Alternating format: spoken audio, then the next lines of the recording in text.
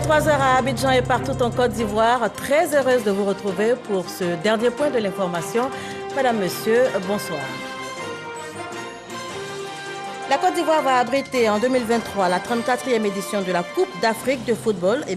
Pour s'imprégner de l'évolution des travaux en cours dans le pays, une délégation de la Confédération africaine de football est en Côte d'Ivoire. Elle a été reçue par le Premier ministre Patrick Achi. La 15e conférence sur la désertification et la sécheresse se prépare activement également. Ce sera du 9 au 20 mai prochain. Thème retenu, restauration des terres dégradées et agriculture du futur. La cérémonie de lancement officiel a eu lieu ce matin. Nous en parlerons également dans ce journal. Et puis au Mali, l'actualité est marquée par la mort d'une trentaine de djihadistes. C'était lors d'une récente opération lancée par la force européenne Takuba aux côtés des troupes maliennes. Voilà pour les titres. Je vous le disais tantôt, CAN 2021, c'est bien fini.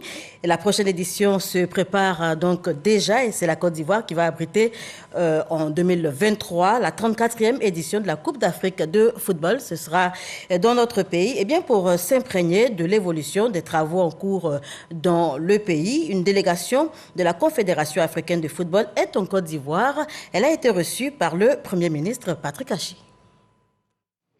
La CAF, Confédération africaine de football, est en visite depuis 72 heures en Côte d'Ivoire. Ce mercredi, au terme de visites de terrain et d'échanges avec les autorités, la délégation a été reçue par le Premier ministre à la primature. Vous avez mis la barre très haute. Les stades qui sont en construction, c'est des bijoux. Nous sommes très contents d'avoir ces ouvrages pour le football. C'est incroyable. J'en ai même dit quand je suis allé à San Pedro, moi je dis, elle est en cours de construction, mais c'est déjà beau. Ça peut rester comme ça, c'est déjà beau. C'est magnifique. Les choses que j'ai constatées, ça passe très bien. Je vous remercie. Il faut qu'on garde cet dynamisme jusqu'à la fin. D'ici avril, la Confédération installera ses bureaux à Abidjan pour appuyer le pays dans ses préparatifs. Vous n'êtes pas seul, nous sommes des vrais partenaires. Parce que votre réussite, ce n'est pas seulement la réussite de la CAF, c'est de toute l'Afrique. Après une CAN sucrée, le gouvernement ivoirien lui est résolu à accélérer la cadence des travaux pour offrir aux nations du continent une CAN de référence. Le fait d'avoir enchaîné directement pour venir ici, comme vous l'avez dit à la demande du président Motsepe, est pour nous un gage de succès déjà pour la préparation dans laquelle nous sommes engagés déjà depuis quelques années avec son Excellence le Président de la République. Il m'a demandé expressément de vous demander de traduire donc au président Motsepe toute sa gratitude ainsi que celui du peuple ivoirien. La CAF peut être rassurée que la Côte d'Ivoire sera à la hauteur des attentes et des défis qui lui sont lancés. La Coupe d'Afrique des Nations est à ce jour un rendez-vous mondial. Plus d'1 milliard de personnes l'ont suivi sur divers canaux cette année. Voilà la délégation donc de la Confédération africaine de football qui est très satisfaite après donc 72 heures de visite de terrain. C'était un reportage signé Alexis Ouedraogo. Avec Grace Kando, on parle environnement à présent et précisément de la 15e conférence sur la désertification et la sécheresse. La conférence se prépare, ce sera du 9 au 20 mai prochain, ici même en Côte d'Ivoire. Thème retenu, restauration des terres dégradées et agriculture du futur. La cérémonie de lancement officiel a eu lieu à Cocody. La Côte d'Ivoire abritera pour la toute première fois du 9 au 20 mai prochain l'une des plus grandes conférences des Nations Unies sur l'environnement. Il s'agit de la 15e conférence des parties sur la désertification et la sécheresse, d'où cette cérémonie de lancement officiel en présence de 4 ministres du gouvernement. Occasion pour la Convention d'Abidjan de faire l'état des lieux en Côte d'Ivoire. Le niveau de dégradation et de désertification des sols en Côte d'Ivoire, on estime qu'à peu près 70% des 322 000 km² du territoire ivoirien est concerné par des problèmes de désertification, de perte de fertilité des sols et de baisse au niveau de la production agricole. Cette rencontre de haut niveau concerne les 197 pays signataires de la Convention cadre des Nations Unies sur la désertification et la sécheresse. Les attentes de la Côte d'Ivoire à ce rendez-vous sont nombreuses. La 15e conférence des parties sera l'occasion pour la Côte d'Ivoire de sensibiliser aux solutions et à la nécessité de réhabiliter les terres dégradées. Des mesures urgentes devraient être mises en place afin de reboiser les forêts, de développer de bonnes pratiques agricoles, de prévenir l'érosion des sols, de gérer les ressources en eau, d'améliorer la gestion des pâturages, des forêts et du bétail. Mettre en exergue les potentialités de la Côte d'Ivoire en matière d'agriculture, l'implication de tous est souhaitée pour la réussite de l'événement. C'est l'occasion pour moi d'inviter les partenaires au développement à accompagner le gouvernement dans la réussite de l'organisation de cette COP 15. Je voudrais par ailleurs leur traduire toute notre reconnaissance pour les efforts financiers déjà fournis pour le secteur et formuler qu'à l'issue de la COP 15, une table ronde des bailleurs de fonds permette de mobiliser les financements nécessaires à la mise en œuvre des résolutions pertinentes qui vont en sortir. En marge de la COP 15, un sommet des chefs d'État sur la question est prévu. Ce rassemblement aura un impact positif au niveau diplomatique, économique, stratégique et politique. Cette conférence nous offre aujourd'hui l'occasion de réaffirmer notre engagement à œuvrer de manière concrète à la protection de l'environnement et à repousser la désertification.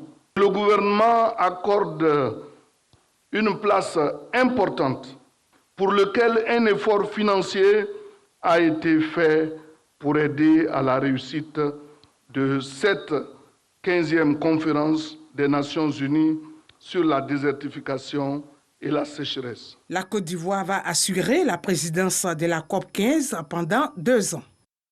Voilà. Cérémonie de lancement suivie donc pour vous par Grace Kando et dans le même temps, une autre cérémonie de lancement se tenait, cette fois à l'inspection générale d'État. L'inspecteur général d'État, Awandoli Théophile, a officiellement lancé les activités des structures de contrôle administratif, du contrôle donc administratif au titre de l'année 2022. Inspecteurs d'État, inspecteurs généraux, inspecteurs techniques ont reçu leur feuille de route. C'est ce que nous disent Laure Goretti et Alexis Ouedraogo. La Côte d'Ivoire renforce son dispositif de bonne gouvernance.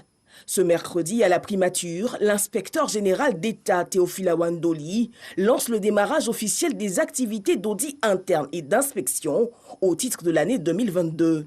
Les inspecteurs d'État, inspecteurs généraux et inspecteurs techniques ont reçu les directives et orientations. Nous sommes dans une période très sensible et les questions de responsabilité sont assez fortes.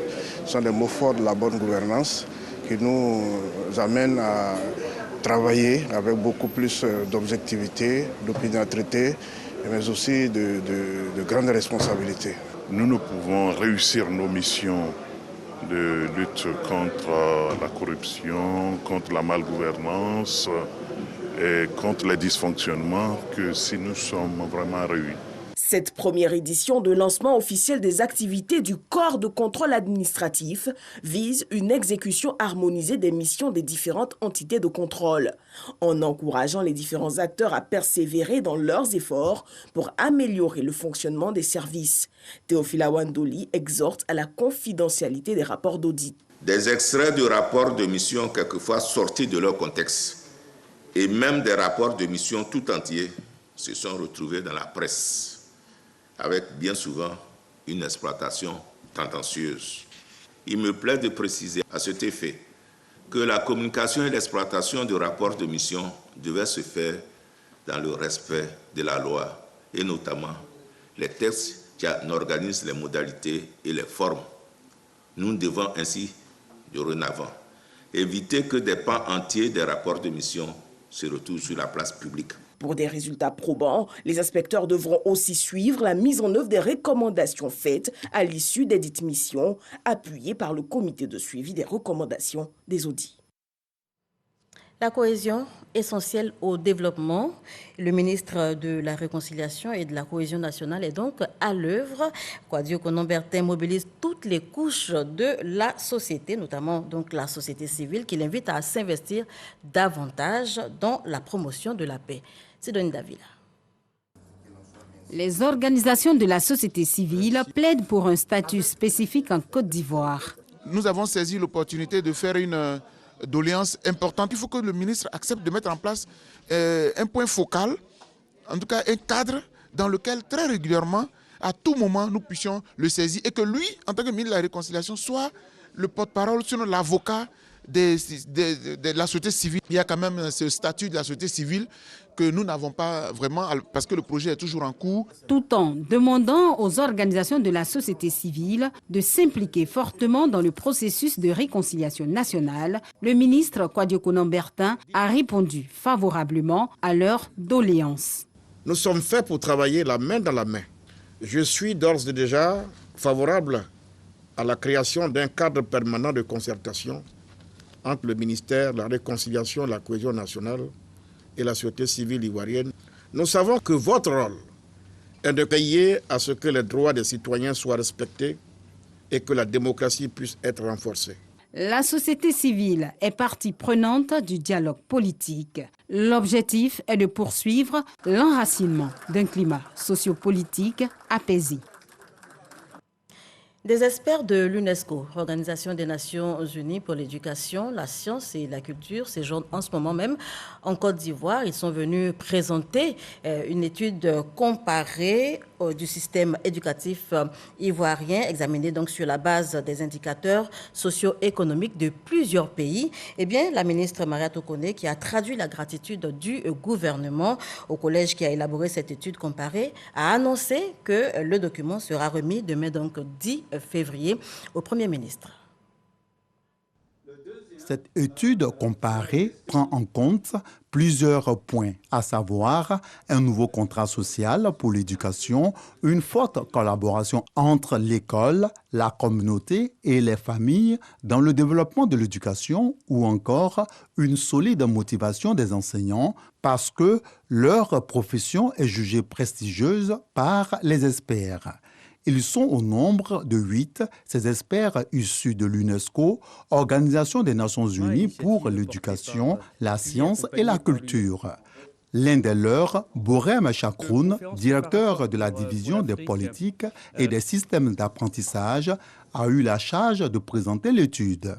Le rapport d'étude comparé du système éducatif ivoirien par l'UNESCO a été mesuré sur les indicateurs socio-économiques du Ghana, de la Malaisie, de la République de Corée et du Vietnam. Un choix qui s'inscrit dans le cadre des réflexions relatives aux états généraux de l'éducation nationale et de l'alphabétisation. Le Premier ministre a souhaité qu'on s'inspire de l'expérience de ces différents pays-là. Comment ça s'est passé dans ces pays, comment ça continue de se passer. Et donc, à partir de l'exemple de ces 5 pays, qu'est-ce que la Côte d'Ivoire pourrait faire? Et c'est tout ça qui va nous permettre, à la fin du mois de mars, d'avoir un seul rapport, le rapport Côte d'Ivoire sur les conclusions des États généraux de l'éducation nationale et de l'alphabétisation, avec des propositions de réforme, si besoin en était. La présente étude comparée est prévue pour être remise au Premier ministre Patrick Achi. Voilà un reportage signé Walter Amadou Ouattara. Avec Abou Sanogo, on parle défense à présent. Le chef d'état-major des armées françaises est en visite en ce moment en Côte d'Ivoire. Il a été reçu par son homologue ivoirien. Les deux hommes ont évoqué le renforcement de la coopération militaire entre leurs deux pays. Ils ont également parlé de lutte contre le terrorisme. Le chef d'état-major des armées françaises, le général d'armée Thierry Boucard, reçu par le chef d'état-major général des armées de Côte d'Ivoire. L'objectif est de conforter la relation partenariale entre la Côte d'Ivoire et la France dans le domaine militaire et la prise en compte commune des défis sécuritaires. On est aujourd'hui engagés ensemble dans la lutte contre le terrorisme et donc naturellement pour moi il était important de venir faire un point ici sur notre partenariat et la manière dont on pouvait encore continuer à progresser. Après l'état-major général des armées, le général d'armée Thierry Boucard s'est rendu dans l'après-midi à l'Académie internationale de lutte contre le terrorisme basée à Jacquesville. Un organisme qui répond à une demande politique et opérationnelle de développer les capacités des forces de défense, de sécurité et les services judiciaires chargés de la lutte contre le terrorisme. C'est un projet franco-ivoirien qui bénéficie à l'ensemble de la sous-région puis de la région. Incarnation concrète des ambitions internationales sur la prévention du terrorisme, l'Académie internationale de lutte contre le terrorisme a la volonté de fédérer les capacités de tous pour une réponse globale au terrorisme. Elle repose sur 3 piliers essentiels: une école de formation des cadres, un centre d'entraînement pour les forces spéciales et les unités d'intervention spécialisées et un institut de recherche stratégique. La deuxième journée de sa visite officielle a conduit à l'école militaire préparatoire technique de Bingerville, EMPT. Accompagné de son homologue ivoirien, le général de corps d'armée Lassina Doumbia, il a rendu hommage au corps enseignant, puis a échangé avec des élèves. Et qu'est-ce que tu veux faire après ton bac? Je veux être officier. Tu veux être officier? Une école qui, selon lui, donne la chance à tout le monde. C'est le mérite de chacun qui permet de progresser et c'est très bien que ça soit comme ça. Et c'est le système qui est le meilleur pour donner à chacun sa chance. Le chef d'état-major français, le général d'armée Thierry Boucard, avant de regagner la France, a fait une inspection des forces françaises en Côte d'Ivoire, basées à Port-Boué. À présent, les chiffres liés à la Covid-19.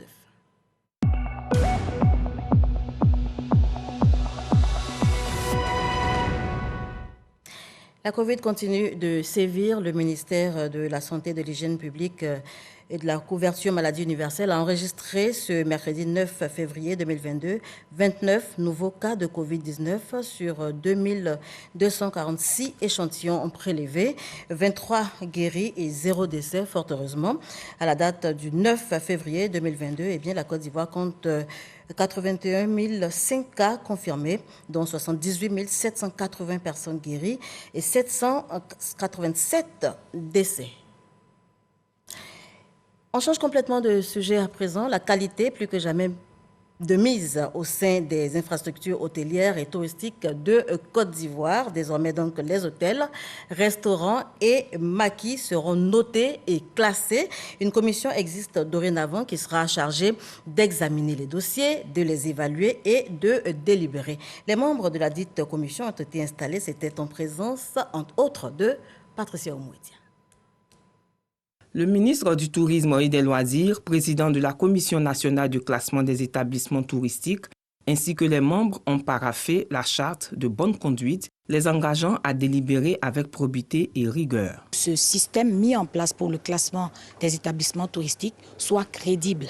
Crédible sur la base des normes qui existent en la matière, parce qu'aujourd'hui, nous ne pouvons pas parler de qualité de service sans parler de normes. La Commission nationale de classement comprend des représentants des principales fêtières de l'écosystème du tourisme et de l'hôtellerie. Ça va permettre de mettre de l'ordre dans le désordre qu'on a et ça va nous permettre d'avancer sur des lignes qui vont être claires pour les nouveaux qui s'installent et qui vont permettre de faire remonter le tourisme en général en Côte d'Ivoire.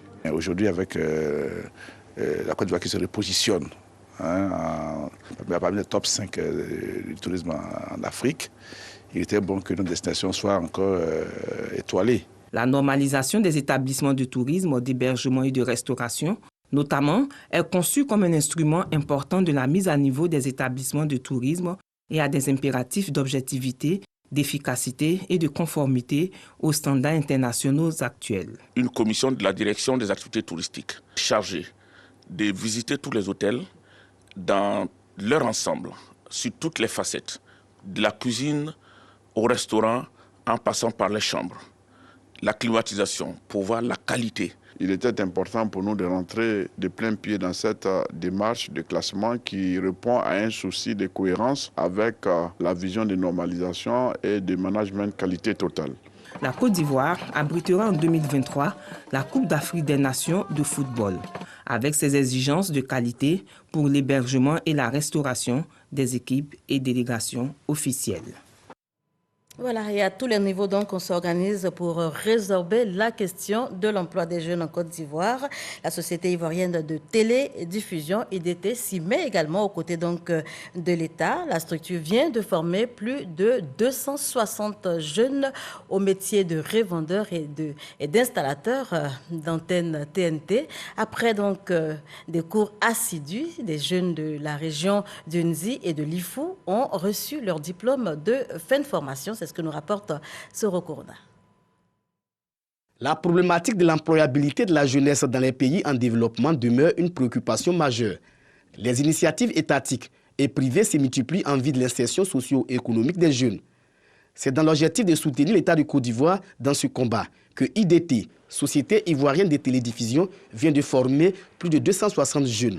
Des jeunes qui ont été instruits sur la maîtrise et les techniques d'installation et la vente des antennes TNT, télévision numérique terrestre. Les jeunes des régions de Lifou et d'Unzi ont reçu leur attestation de fin de formation des mains du président du conseil d'administration de IDT, Venance Kona. J'ai un enfant de 2 ans pour aussi subvenir ses besoins. Voilà, je suis très heureuse. Ici en joie, puisque ce n'est pas tout le monde qui peut avoir l'attestation. J'ai mon attestation qui prouve que je suis un installateur TNT. Les autorités administratives et municipales saluent l'action des IDT. Le problème de l'emploi, c'est un problème national. Alors quand on a ce genre d'opportunité, on ne peut que la saisir avec beaucoup de fierté et donner cette chance-là à nos jeunes pour qu'ils puissent être autonomes. Venance Kona, tout en félicitant les bénéficiaires de la formation, a invité les jeunes au sérieux et à la rigueur dans l'exercice de leur nouveau métier. Nous, IDT, on a tenu à ce que les installateurs soient des gens bien formés. Mais le plus important, c'est le fait qu'on ait pu donner du travail à plus de 260 personnes. C'est autant d'ambassadeurs aussi qu'on envoie pour expliquer la TNT à nos parents. C'est une nouvelle technologie qui vient d'arriver. Les jeunes les plus assidus à la formation ont reçu gratuitement des kits TNT pour débuter les activités. 3 centres commerciaux bientôt mis à la disposition des commerçants donc de la commune de Yopougon. Le maire de la commune a effectué lundi dernier une visite de terrain. Il était donc sur les chantiers de construction de ces infrastructures et Gilbert Kafana Koné a pu s'imprégner du niveau d'avancement des travaux estimé à environ 90%. Godefroy Okombawa. La commune de Yopougon se dote de nouveaux marchés ultramodernes spécialisés dont les vocations diffèrent l'une de l'autre. Le premier magistrat de la commune, Gilbert Koné Kafana, en visite sur ces chantiers en vue d'évaluer le niveau d'avancement des travaux. Première étape, Sidé-Silem, un centre commercial dédié à la vente de poissons fumés, de la tiéké et de la viande de porc. Les petits marchés de quartier vont continuer à se transformer pour que nous ayons une commune où les produits vivriers et autres sont vendus, soit des lieux modernes, propres et qui protègent donc la santé de nos populations. Après l'EM, cap est mis sur le marché situé aux environs du palais de justice. Ici, ce sera bientôt l'univers de l'électronique, de la haute technologie et des librairies. Un autre site, celui du camp militaire. 144 magasins, plus de 500 étals et un espace de déchargement de marchandises. Au thème de cette visite, le premier magistrat de la commune situe les enjeux. Nous avons un certain nombre de commerçants qui sont partout sous les hautes tensions et ce sont des lieux où on ne peut pas exercer du commerce. C'est pour cela que parallèlement au déguerpissement, nous avons engagé donc l'aménagement des marchés des quartiers. Bien entendu, le grand marché dont les travaux vont démarrer bientôt va venir parachever tout cela. Tous ces chantiers exécutés à environ 90% constituent les nouveaux sites de relocalisation des commerçants de la commune. Ces centres commerciaux ont pour vocation d'être des marchés de proximité, des infrastructures commerciales financées grâce au budget d'investissement du conseil municipal de Yopougon. Et de Yopougon, on se rend à Abobo. Nous y allons pour revivre les temps forts du Festica, le festival culturel et des arts d'Abobo. Il a refermé ses portes et comme à l'accoutumée, plusieurs artistes nationaux et internationaux étaient sur scène pour égayer les populations. Cette 11e édition qui avait pour marraine Kandia Kamara, maire donc de la commune d'Abobo, a été l'occasion de parler paix et cohésion. C'est ce que nous rapporte Issa Yo. Rideau sur la 11e édition du Festica, Festival culturel et des arts d'Abobo. Pendant 4 jours, les nombreux Abobolais ont vibré au son de plusieurs artistes. Dès l'entame, une balade carnavalesque à travers les artères de la commune.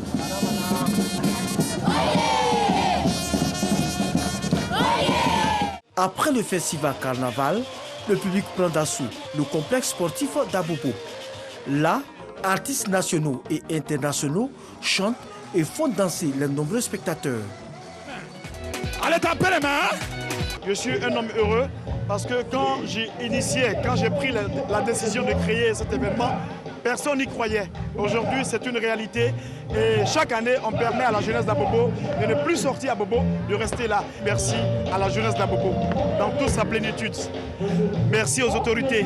Merci à la marraine Kandia Kamara, la ministre d'État Kandia Kamara. Merci au ministre Dao Paulin. Merci à la ministre Alette Badou. Vive Festica, vive la commune d'Abobo. Organisateurs et spectateurs ne cachent pas leur satisfaction. C'est un beau festival dont je me retrouve ici aujourd'hui, très joyeux déjà par rapport à un grand jour. Je peux dire aujourd'hui où nous sommes, c'est mon anniversaire et là je l'ai fêté à Festica. C'est un grand honneur pour moi. Aujourd'hui, avec la situation économique qui s'embellit avec l'arrivée du président Alassane Ouattara, je pense que des initiatives comme celle-là doivent être encouragées par toutes les autorités. Après 11 ans d'existence. Cette 11e édition du Festica a été l'occasion pour la population d'Abobo de savourer leur joie pour entrer dans la nouvelle année avec l'éclat des feux d'artifice. Et avec Michel Digré, on parle diplomatie à présent. On parle précisément des relations entre la Côte d'Ivoire et Saint-Vincent et les Grenadines. Et selon Michel Digré, ces deux pays sont désireux de renforcer les relations d'amitié et de coopération. C'est une signature de communiqué conjoint qui procède de la volonté du président Alassane Ouattara d'élargir le cercle des amis de la Côte d'Ivoire et de facto d'agrandir sa carte diplomatique. L'État ivoirien et Saint-Vincent et les Grenadines scellent ainsi des relations diplomatiques à New York par leur représentant permanent auprès de l'ONU. Vaut mieux tard que jamais, le document devrait être signé en septembre dernier en marge des travaux de la 76e session de l'Assemblée générale des Nations unies. Ce communiqué devait être initialement signé par les deux ministres des Affaires étrangères. Notre ministre, la ministre Kandia Kamisoko Kamara, le ministre d'État, ministre des Affaires étrangères, avait fait le déplacement sur New York, mais son collègue de Saint-Vincent et Grenadines n'avait pu le faire. Et donc, ils nous ont demandé d'agir en leur lieu et place, ce que nous venons de faire avec beaucoup de fierté et d'honneur. C'est un moment que nous attendions depuis longtemps. Nous sommes donc une famille et nous venons simplement formaliser quelque chose de naturel qui aurait dû être fait il y a bien longtemps. C'est donc un moment de fierté pour Saint-Vincent et les Grenadines et je suis honorée d'avoir été la représentante permanente qui a eu le privilège de le faire. Au terme de cette cérémonie, les deux représentants permanents ont exprimé leur commune volonté de promouvoir et de renforcer la coopération bilatérale dans différents domaines d'intérêt. À la suite de ce communiqué commun, nous allons entrer dans des choses concrètes. J'ai eu la chance de rencontrer le Premier ministre de la Grenadine qui m'a dit toute la joie et la fierté qu'il éprouverait à visiter l'Afrique et plus singulièrement la Côte d'Ivoire. Saint-Vincent et Grenadines, c'est 66% au moins de Noirs, d'Africains, qui mangent la même chose que nous, qui partagent les mêmes valeurs que nous, les valeurs de solidarité familiale, de respect des anciens, de paix et de coexistence pacifique avec tout le monde. Saint-Vincent et les Grenadines est un pays d'Amérique du Nord situé au sud des Caraïbes. Avec une population estimée à 111 000 habitants, il comprend une île principale, Saint-Vincent, et une chaîne d'îles plus petites. Et pour terminer, un petit tour de l'actualité internationale. Nous irons entre autres en France, au Burkina Faso et au Mali. Le Mali où l'actualité est marquée par la mort d'une trentaine de djihadistes.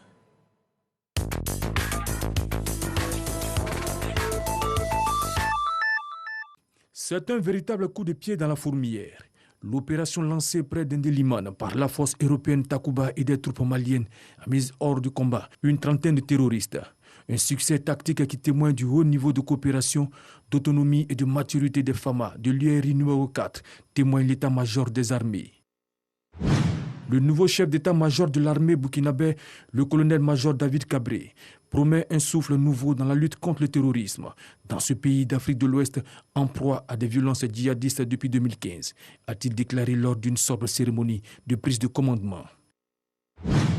Je n'ai tué personne et je n'ai blessé personne, affirmant dans une déclaration spontanée devant la cour d'assises spéciale de Paris, Salah Abdeslam, principal accusé et seul membre encore en vie des commandos qui ont fait 130 morts à Paris et Saint-Denis le 13 novembre 2015, au début de son premier interrogatoire sur le fond du dossier, 5 mois après l'ouverture de l'audience. Un commentaire de Abou Sanogo qui met un terme à ce journal. Merci de l'avoir suivi. Très bonne soirée sur RTI.